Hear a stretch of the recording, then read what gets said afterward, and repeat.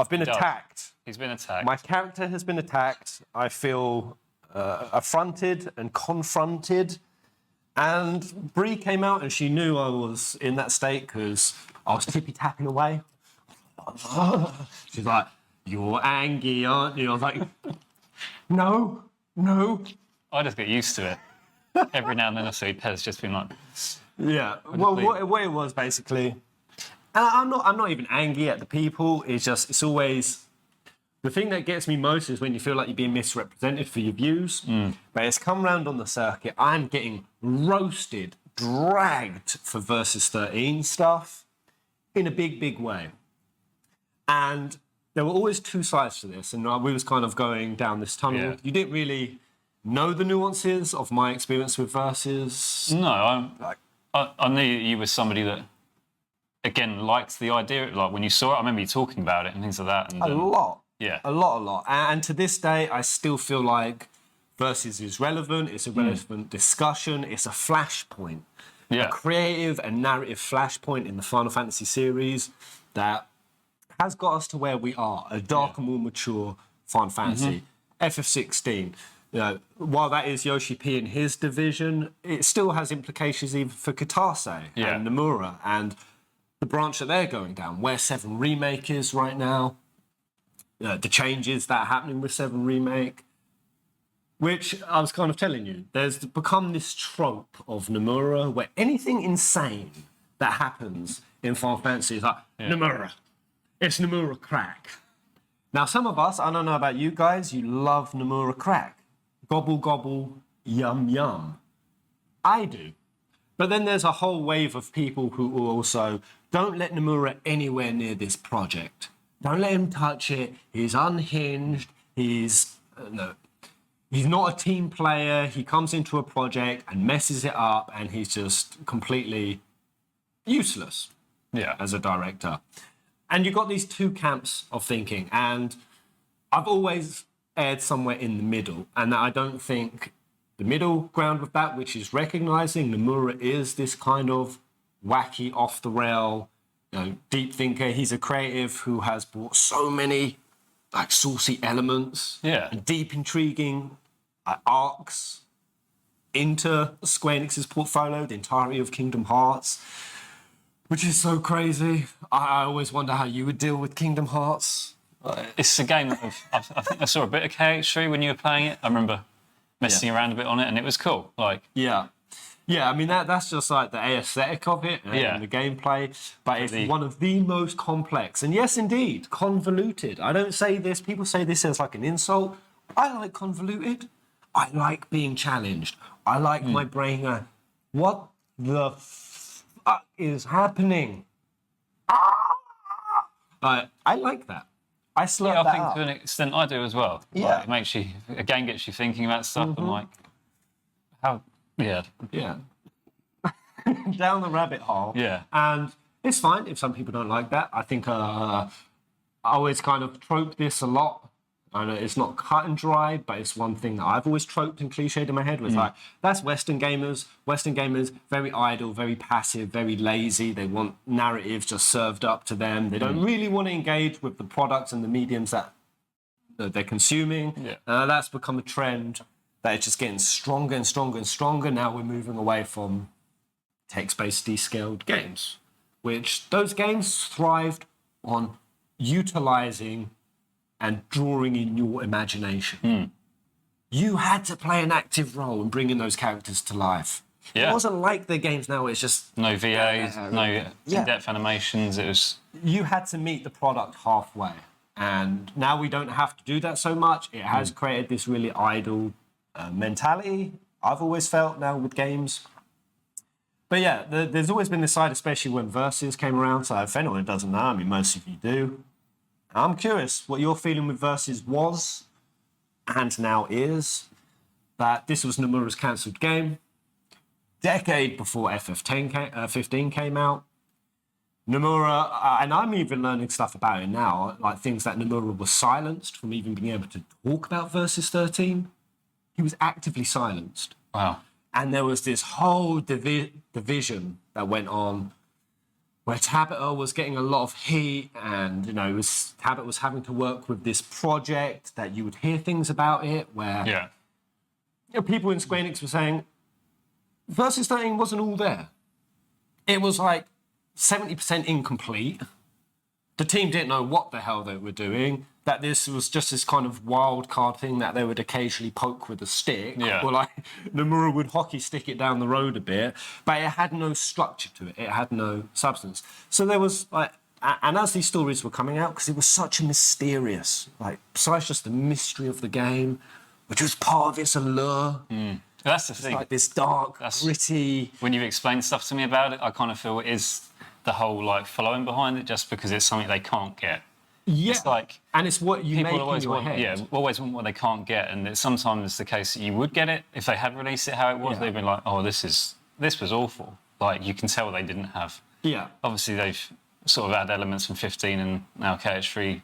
They built off of that, but well, that's the thing, because that's kind of what we were hearing on one side of the narrative, where Tabata and his team were saying, "Oh, this thing weren't all there," and then on the flip side, you would hear completely the opposite. And we were getting like tidbits of info, and it was so hard to piece together. And there were just sides throughout that Versus saga where I had to I felt the call to either support certain comments that were coming out or go against certain narratives that were coming out. That it was all Tabata's fault, there was all this. Now I'd be like, come on. Let's acknowledge like the kind of director Nomura is. Yeah. There's all the chance that this might not have been the thing that we think it was, that it wasn't this fleshed out, complete, guaranteed to be amazing, which is very much the sentiment that a lot of Versus, attack dogs and zealots, because they are a lot of those kind of individuals. And basically where the attacks have come from today, over the last couple of days, is somebody taking, and I don't blame them for doing it because people go and revisit videos out of context, going back to an old Versus vid that did really, really well, taking a 1-minute clip, posting it out, where I'm basically kind of saying, like, Nomura has these flaws. He's not all that. It wouldn't have been this guaranteed project. And to then take that little clip and say, I'm a Nomura hater, I ride the D of FF15, that I'm just a 15 fanboy. Now, any of you guys who actually watch more than just segmented bits, you know how much I criticise 15. You know how much we did an entire podcast on it. Did an entire podcast on it. And you also know I'm not a Nomura hater because there's times for it. For example, when 7 Remake went off the deep end at the end, it really does. It goes. It's the only way I can describe it. I don't know how you feel about the 7 Remake ending. I was discussing it with Bree yesterday, but big side to me where I could feel the changes happening in 7 Remake, and little by little, I could tell they were going in some direction, and I had this feeling where, if you're going to change 7 Remake, commit. Don't go half-assing it. And at least for me, and I know other people who have doubts about doing a reimagining over a like-for-like remake, the ending, committing that hard to them was, okay. I've come to accept that the changes that they've done at the ending of the remake, you can't undo them. They're irreversible. Things have fundamentally now changed with FF7 and the story and Sephiroth, how these characters are coming into this and the motivations and the goals. Everything has changed. And for a lot of people, it was like a quick and easy process to accept that. For other people, they were still ragey. So ragey. And the first thing that came out the gate then was Nomura's ruined the remake. This is why I don't want Nomura anywhere near this. The guy who actually was there at the building and creation of it. Yeah. This is why I don't want Nomura near it. The dude was there to make the game, right? I mean, it's not like these are new directors who are taking something beloved, who have no concept of knowing of it. This is Katase, Najima. They were the ones who created it. And for me, at least, if anyone has the right, if you need the right to go and change something, it's the dudes who made it. Exactly. Could you imagine the sort of the outcry if they had given it to new directors and they changed it even more. People would be like, oh, why was Nomura not on this game? Like, why was he not allowed to go near it? Like, it's exactly that. you can never please anyone with it. It's well, and the thing was that a lot of people doing that saying, Nomura is the reason why the remake ending has gone so wild, so off the deep end, and it wasn't. So that was an example, but I was creating videos defending Nomura on it, saying no. Well, there was an interview where it was basically Katase and the other director. It was all their thinking to go nuts. And it was actually Nomura who was going, yo, guys, all right, take a chill pill, right? All right, do you think we should do this? I think we need to, like, cycle this back. I think we need to keep this a little bit more under wraps. Let's keep this a little bit...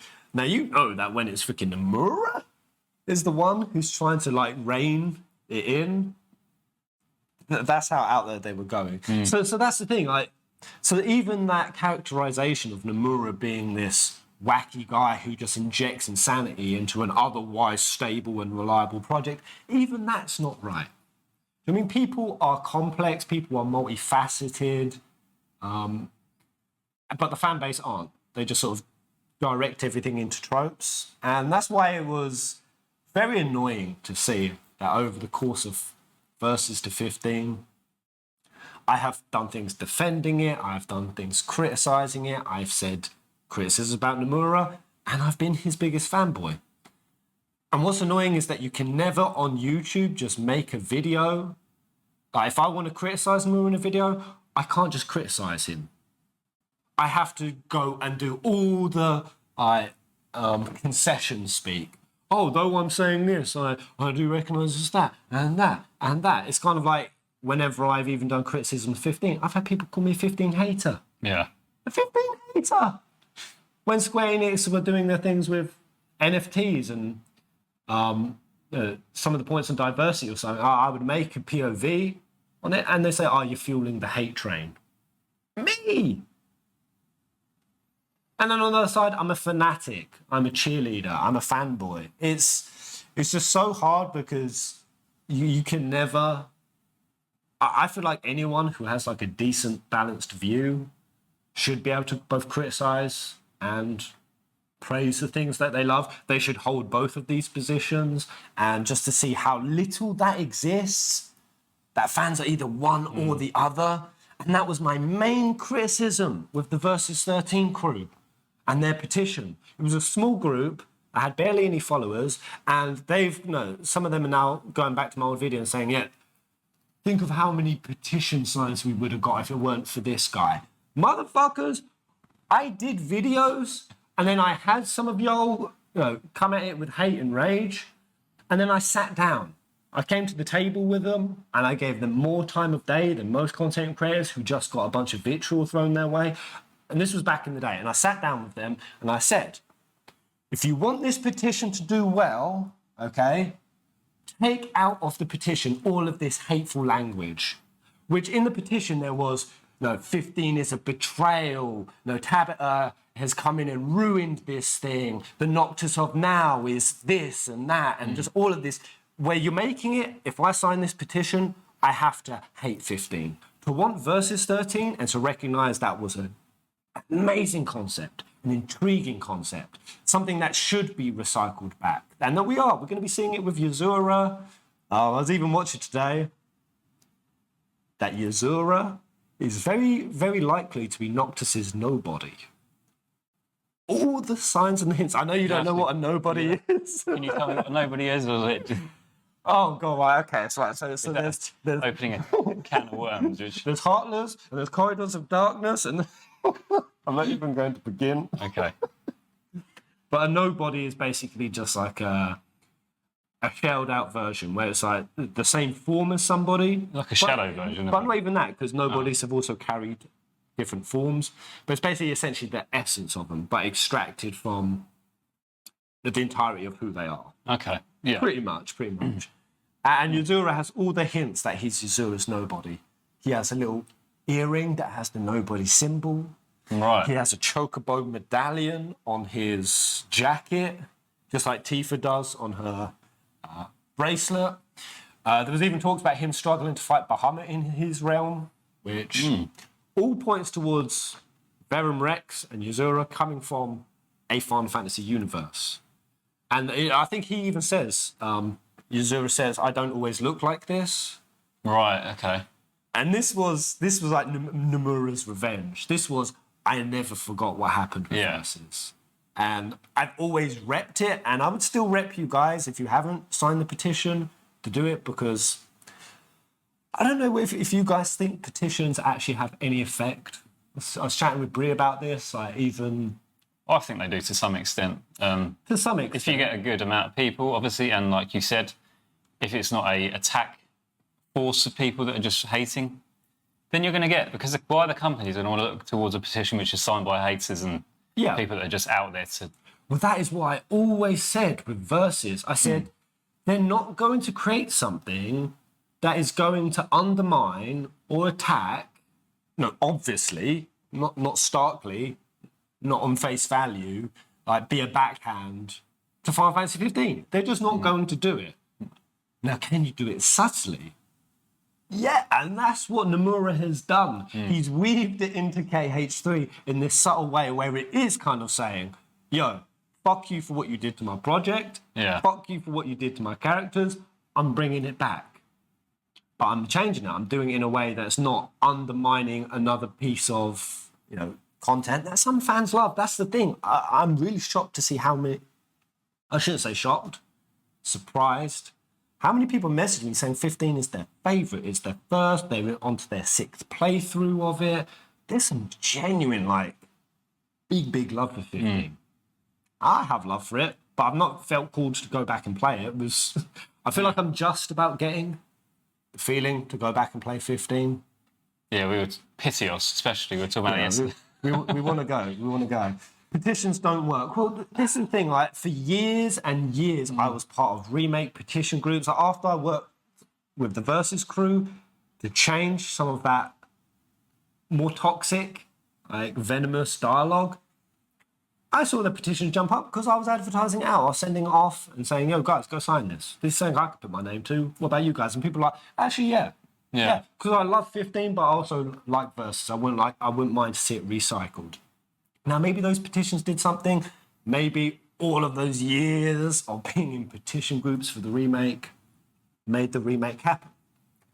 I'd like to think that. Do I think that that's a bit of a hopeful view? That us fans, our voices are actually heard? I think to a degree, any developer wants to know that there's some interest there. Yeah. For sure. That this thing is wanted and desired. Now, how much of a precedence and importance for them is that? I think it's small. I think the bigger part is, will this thing make some money? Yeah. Will this thing make money? Will it sell?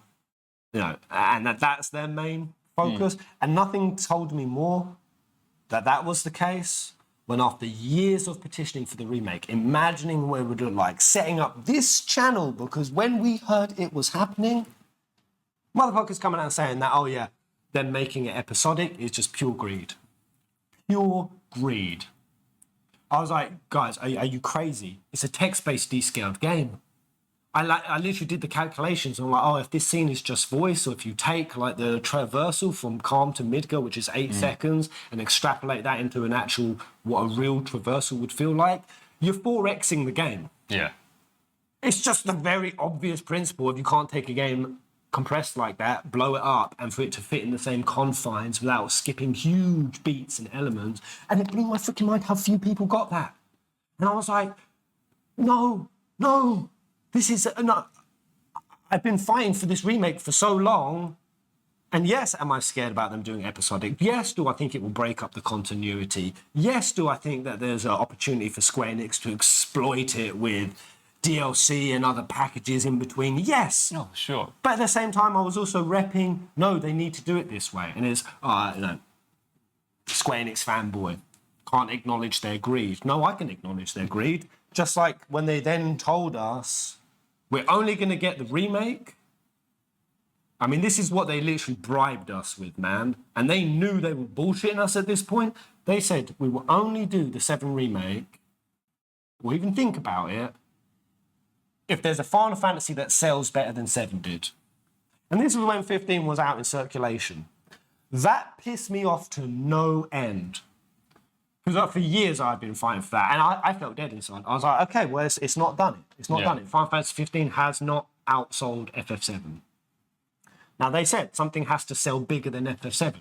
Now, why would you say that? That's literally just saying, oh, yeah, you have to buy our latest game if you want to. And now the funny thing about that is they knew. The talks about 7 Remake, they knew 2 years prior to that statement that they were doing it, that they were working on it. So when they said that, they were just straight blackmailing us. That's greedy as fuck. Yeah. Now I come out and I called that out hard because that was some straight bullshit. And they knew it was because then, 2 months later after that point, after all hope for me that 7 Remake was happening was dead, I put on my little clown nose for that 7 Remake. Right, every year, this was 1 year, I was like, no, I'm doing it. Boom, there it was. Yeah. Quite literally like the hateful in God of War. Only once I'd finally given up did it actually happen. And yeah, the interesting thing about that is, FF15 didn't outsell FF7. I think the numbers today, I was looking at them. We will get into the God of War streaming a bit, guys. I had to get this itch out. I had to get this itch out, especially with where was it? So just some of the comments that I've been getting over the last 48 hours.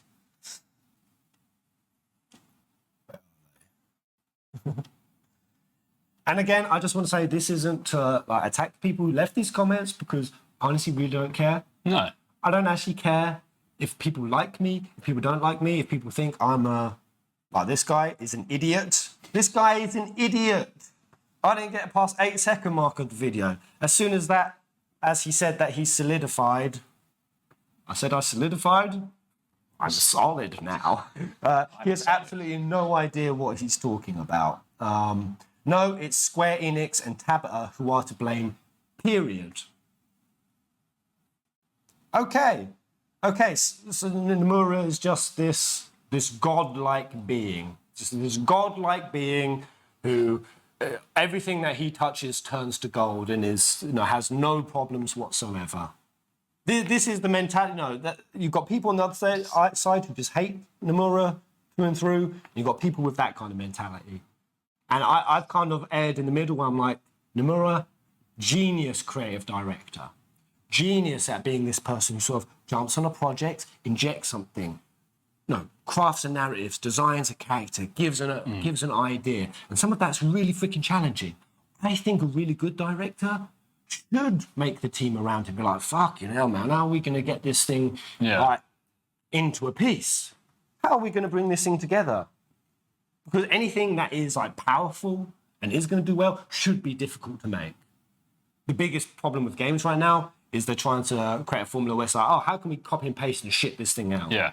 How can we even create an AI that can just shit the games out where we don't have to do anything whatsoever? No, I think a good director should be really challenging and kind of difficult to work with. But on the flip side of that, I've also said he ain't a director. Yes, he has directed Kingdom Hearts, but he is not good at directing a project. Managing, like Kitase can, he's brilliant at it. Managing a whole blanket of individuals, which a role of a director versus a creative director, very, very different. I think you said to me, he's even said it himself, hasn't he, on occasion, that doesn't like that. That's the hilarious thing about it. I've come out and I've made that exact statement, and people are like, no, Pez, you're wrong. And I'm like, let me just pull up an article where literally Nomura himself has acknowledged that he doesn't really like to be the sole, in charge. And it doesn't play to his strong points. Being in a project that way. Now, that's why the fact that he's doing... he did KH3 and FF7 Remake simultaneously. And now he's going to be doing Kingdom Hearts 4 and 7 Remake Rebirth at the same time. You think anyone can handle 2 projects like that, being the sole director of it? No, he can't. That's why he needs Kitase. That's why he needed a couple of other directors. I always forget the new guy's name. Division 5 guy came over from Division 5. I can't remember. He's not really like a Yoshi P in that sense. Yoshi P can also handle an entire project. That's never been Nomura, and he's kind of always acknowledged that. You know what I mean? So it gets so disconnected from reality, like some of these fanboys. You know, you can like Nomura without turning him into this... It's a dangerous... Messiah, like give him a messiah complex. It's a dangerous opinion to have someone, really. I think, anyway. Well, that's the thing, though. It was kind of the case with Death Stranding coming out. Oh, yeah, with Hideo Kojima, yeah. I mean, I love Hideo Kojima. I love his work. You can love him, but you can also acknowledge it's like some of his stuff goes... Yeah. It goes deep end. It's tough to... You can really respect and love these directors while also recognising they're still mortal and they're still human. And that's sometimes criticism of them. Yeah. It's fair. And criticism doesn't mean hate. That's the thing. Criticism doesn't mean hate. Because, I'm all right with him. He's just an FF15 dick rider who tends to criticise Nomura and bashes 13 acts like Tabata 15 is so much better when what Versus was supposed to be, whether I don't like him, some of the other claims he makes, like this one, and everyone believes him. What do you mean believe him? I'm giving my subjective opinion. That's like literally me saying this game's 9 out of 10. People are like, everyone believes him. Like, no, mofo. You're also supposed to form your other opinion. Exactly, and that's what people forget on the internet especially, is that you do need to form your own opinion about it and not... It's like when reviewers come out with games and give them scores. Like, I have played games which have come out as shit, and I've been actually like, yeah, I actually enjoyed that for what it was. Like, wasn't the best, but... Yeah. Yeah, and it's always frustrating to, always have to try to skirt the line of that that nuance. Where it's like, I'm saying this thing about this game. No, I really loved 13. Every time I wanted to make a 13 video, like a passion video, why it was great, why the themes were deep, why that character really went somewhere, you know, people are like, are you blind? Did you not realise that the game was linear? It's like, fucking hell, come on, man. Do you know what I mean? It's like, I want to be able to talk about things I love without having to go, but I acknowledge that. I acknowledge the weaknesses of. Do you know what I mean? And it gets really cumbersome at that point. And I used to not do it so much. Like if I felt passionate about something, I would just scat it right then and there. And it just leaves a lot of opening, I found, where people can just take that one bit from years ago and bring it back and take a big old fat shit on you with it. which is fine. You know, maybe they don't know all of my views. They don't know all of my insights and POVs on it. But yeah, quickly before we start back on the stream, because the only other part of this whole conversation that really jumped out to me, you know, when they said that we'd only get 7 Remake after something sold better, you know, and then 15 wasn't that. Well, I've always wondered, did you guys ever think that the game sales of FF15 were a bit sus? Because they said that they broke even in the first 24 hours. And they said that they did it with 5 million game sales. Where is it? Let me find this bad boy. Yeah, Final Fantasy has now hit 10 million sales worldwide. I think that's a little bit of an old number. I think it could be higher than that. FF7 went to about 13.9 million. But yeah, still really, really freaking high. But back in the day, we were told that's 5 million of those sold within the first 24 hours. Which is an insane number. And then it's also insane the fact that it took many, many, many years to even get up to like 7 mil, 8 mil. I remember something about seeing the progression of the sales. It's like, it feels like there's like a steep drop-off. Very, very steep drop-off. And I've never really... You then got some article saying this is the best-selling Final Fantasy of all time. The fastest-selling. It always seems sketchy to me. And now it feels extra sketchy when we've just had God of War, Ragnarok sales. So it's saying it's Sony's fastest selling, right? It's Sony, fastest selling first party title. They sold 5.1 million copies during its first week. During its first week? Yeah. 5.1 million during its first week. What time frame is that? Like the first week? It's like 7 days? Yeah. Because God of War, like, let's be real, God of War is infinitely bigger than Final Fantasy.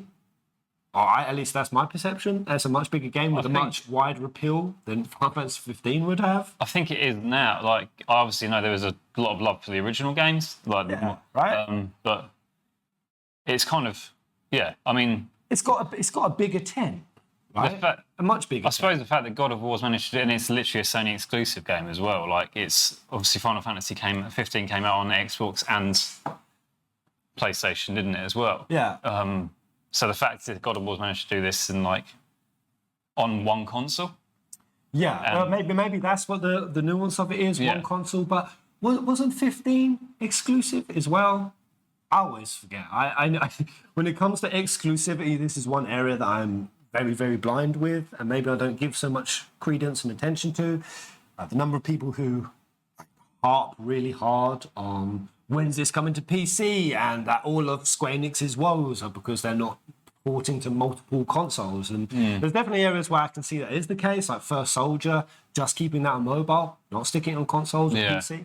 Yeah, there's clear cases where I can see that's problematic. Some people take it a lot further than I do. I don't know. This is a big conversation that's obviously coming up, especially as today.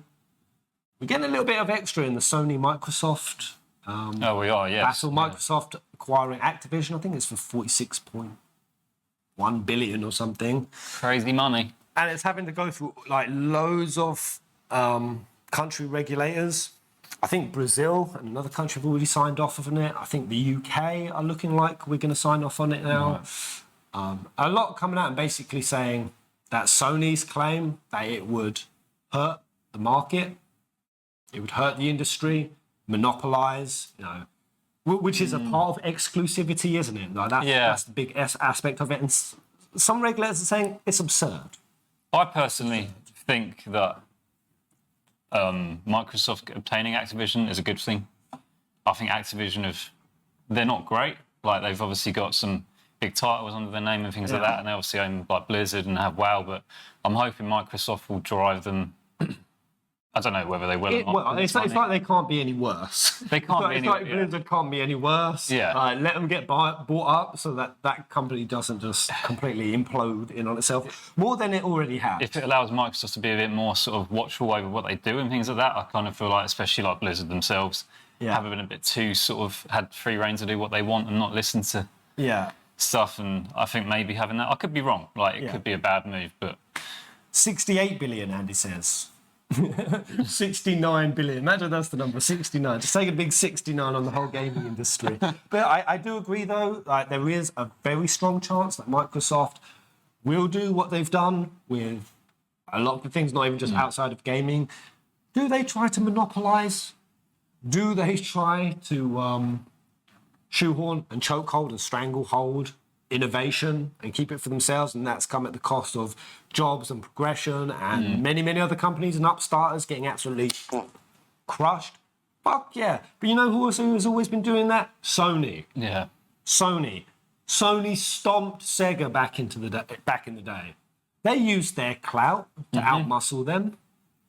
And that's why I do understand why there needs to be these regulatory involvements to try to stop that happening to such a degree. But it is also kind of a little bit hypocritical on Sony. And you know why they're doing it. Yeah, for sure. You know why they're doing it. It's actually 69 billion, no joke. Is it actually 69 billion? I thought it was at 68.1. It's actually 69 billion. Lol. That's so funny. It's also funny the fact that Bitcoin also went up to 69k before it tanked, lost 80% of its value.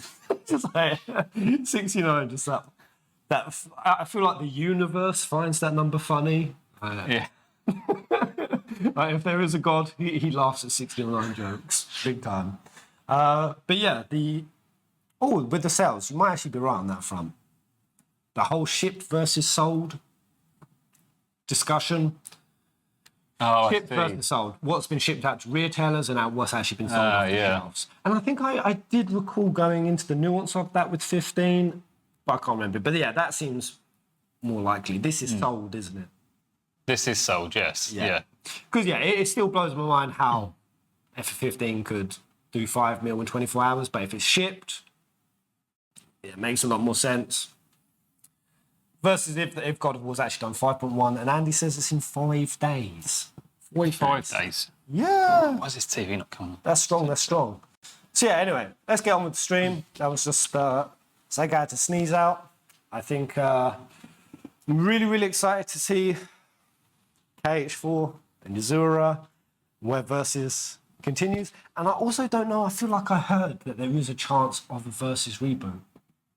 I feel like Nomura hinted at it. I mean, that'd be cool. I mean, it must be the Yozora thing that is the reboot, but I don't know if the plans to be something outside of that. Imagine if... The only reason I really want that is I wholeheartedly believe that after, you know, like how Yoshi P have got 14 and 16 going, and that's where they're branching. I feel like that branch, they're finally like building traction. They're starting to finesse and refine the technologies and the teams they're working with. Yeah. And we're going to start seeing more products. And on that side of things, you had Yoshi P asking the community, do you guys want to see more Evilise stuff? Evilise being a blanket of like tactics and 12. That sort of unique style, isn't it? Of pick out, And I feel there's a strong chance that we're going to see some of a sort of alt Evilise game come out of that branch. And then out of the Katase Nomura side, of course, we're going to have the 7 stuff and all of the like Crisis Core reunion and whatnot. But I really think there needs to be another Fabula Nova Crystallis game. I really do. The fact that they planned that to be an ecosystem within itself, like back when we did get Versus announced, they announced it alongside Final Fantasy XIII. It was Final Fantasy Gito back then, but Type 0. My favorite Final Fantasy. I love it. I love it, man. And Versus. Do you mean? So back then they had like this concept of an F&C ecosystem, and it got pooped. Agito got delayed and staggered, and we got it way off to the east. And when it did come out, it was literally attached on the back of a 15 demo. Oh, right. I feel like a lot of people only got Type 0, and I'm one of them, only got Type 0 because they piggybacked onto 15. You know, and then, of course, all the breaks and the time delays that happened. But that's like the intention they did have with F&C. And I just feel like with Lindsay, with Etro, with that dark, like, what feels really rich to me, and I feel like that was the vibe that Versus really had. It had like this richness with it, everything that Stella seemed to present. You know, she's still living rent-free in everybody's head because she was this mysterious character who was challenging, but also kind of just like lovely and wholesome. But then at a drop of a hat, she's got a rapier out and she's like ready to throw down. I don't think I'd actually seen it before. Yeah. Oh, you were obviously watching the video this morning. I was like, she looks pretty cool. Looks more interesting than Luna Freya did. Like, you did, didn't you? Yeah. You said she looked more interesting than Luna Freya, and I reckon she's going to come back. And that it was just all attached to something that fans just haven't been able to get over, which is all of the theories that came with what the story was about. Some people say this is what it was, and it's spawning this whole... They call themselves Versus Truthers. That's actually a terminology now. Versus Truthers. That's if you're a Versus Truther. Sounds a bit like a cult. That's the thing. It is a cult. It is one. And what cults don't realise is that people who are even actually kind of ideologically aligned with them, and they do actually kind of have the same kind of interest and intrigue, but you're not cultish enough. Fuck you. And you turn people who would otherwise be your supporters into your enemies. I'm not going to go near them. Yeah, don't want to go near it, don't want to touch it. Yeah. And the fact that, that's how they're still, even after the amount of work I did with that group, they're still treating me with it. Which I don't give a shit. Again, I really don't give a damn. I don't give a fuck. Yeah, like I said, I'm too old. Yeah. I'm butter scraped over too much bread at this point to give a single fuck what anyone thinks. Yeah. But, yeah. Like I said to you yesterday, though, like how many people that are attacking you aren't the same people that you helped 5 or 6 years ago. Because it's like, you're going to get new people come on. Because people's passion go in cycles. Yeah, so they're going to get to the point. The people that did it like 5 or 6 years are going to be like, oh, get to the point like you do with stuff. Like it's you just get to a point of acceptance with it, or and people are always swapping and changing. Now you've got loads of new people come forward, and they're like, "Who's this guy?" Yeah, but I mean, and it just spawned a never-endless spiral of this truthing thing, the truth of what happened, the truth of who was at fault, the truth of the story. And the thing is that the fact that it is that murky And it is that amorphous, the fact that there was silencing happening, the fact that it was such a complex thing that evolved and changed over so many years. It's really hard, and I don't think we'll ever really know the full extent of what Versus was going to be, what it was about. No. I've seen people say things. I've heard everything from Luna was actually going to be the name of a drug, and then Noctis was going to get arrested by the Insomnia PD. Oh. He was going to get chucked to jail, and that he got hooked on Luna, and that when he took Luna, it allowed him to go into the dream world, or like a dream state, like a hazy, drugged-out state, and that's when he would keep seeing his father and Stella. That Stella would die early. Right, okay. There was a whole thing that, he was just going to sleep a lot. So it wasn't like drugs involved. No. But he was a sleepy boy, and that reality, he wasn't going to be sure. Kind of like Tyr in this. Yeah. Right, he's gone in such a state where he doesn't know what's real anymore. And there was very much that vibe. And that even came through on Yozora. When they're in the car, he's in the same place as Noctis. It's like, is any of this real anymore? Yeah. Any of you beginning to like question? I can't remember the exact quote, but it had that kind of psychological mystery to it. And then I was going to say other darker stuff, that there was going to be like bloodletting, blood sacrifices, that doing something associated with death, which the Kalem family was very much attached to, that allowed you to see the souls of people and that sounds cool. Gain powers and stuff. Yeah. Sounds like a cool concept. It's something I would definitely want to... Cool concept. Yeah. Some of it sounds like really out there, and in an echo chamber, you're like, nah. Maybe they just thought at the time they wrote it all, like it was just too much for for gamers at that point. Maybe it is something they're going to sort of... Maybe. Bring out later on and be like, actually, people are ready for this sort of thing. Yeah, we never had a mature FF. We never had one that was, splattering blood up a citadel, and like blood everywhere, and that was Versus was the first broach into that, and the fact that I feel is a nexus point to where we are now, where we've got 16 splattering up a toddler's face, we've got Strangers of Paradise squishing people up walls, and that this mature theme has.